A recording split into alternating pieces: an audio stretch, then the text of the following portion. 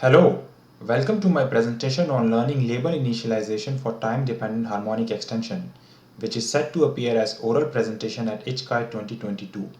So, we are interested in classifying the nodes on a graph in a semi-supervised setting, and we do this through the problem of harmonic extension. So imagine a toy graph like this, as shown, where the labels at the boundary are known, and the goal is to extend these labels to the interior, where the labels are not known. And the way to do this is by solving this PDE, where the goal is to find a function whose Laplacian is 0 for each node u in the interior, and on the boundary the function is given as gu. So in this particular toy graph case, gu is a one hot vector of size 3, as there are 3 classes corresponding to 3 different colors. So this is basically the problem of harmonic extension on graphs. Few remarks. Although not shown, but the Laplacian on graphs is often a weighted graph Laplacian. So it often comes with a subscript w.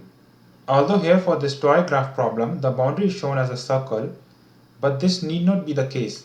It need not look like a physical boundary. In fact, the nodes whose labels are known can be arbitrarily located on the graph. Mathematically, it will still be a boundary condition. On a quick digression, to give you a full context, this problem can also be used to solve inpainting on images.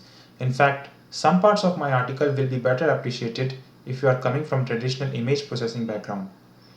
So here for the inpainting, on the unknown pixels, we need to find a function where Laplacian is 0, and for the known pixels, the function is given as gu, which is the RGB values in this case. And solving this PDE gives a nice inpainted image on the right. So coming back to the problem of harmonic extension, we are rather interested in the problem which is somewhat modified version of this problem. It is the time-dependent harmonic extension problem. So couple of things here. So first see that how there is an extra variable time t in this equation. Second, in the harmonic extension problem, in the interior the Laplacian was 0. But in this case you can see that this is basically the diffusion equation. So in the interior the diffusion is happening, and on the boundary the labels are fixed for the all time.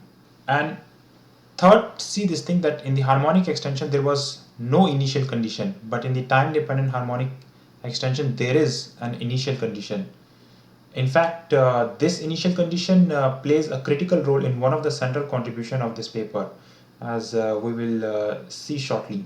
So the two key contributions of my work are, first, it is shown that how learning this initial condition of this geometric PDE makes the performance of this PDE at par with the state-of-the-art methods for the node classification, like graph nets.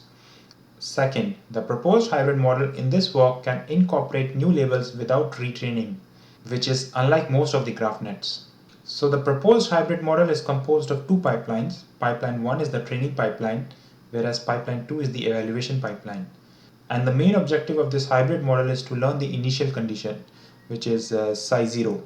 The proposed approach is compared with several baselines and evaluated on several datasets for different split sizes.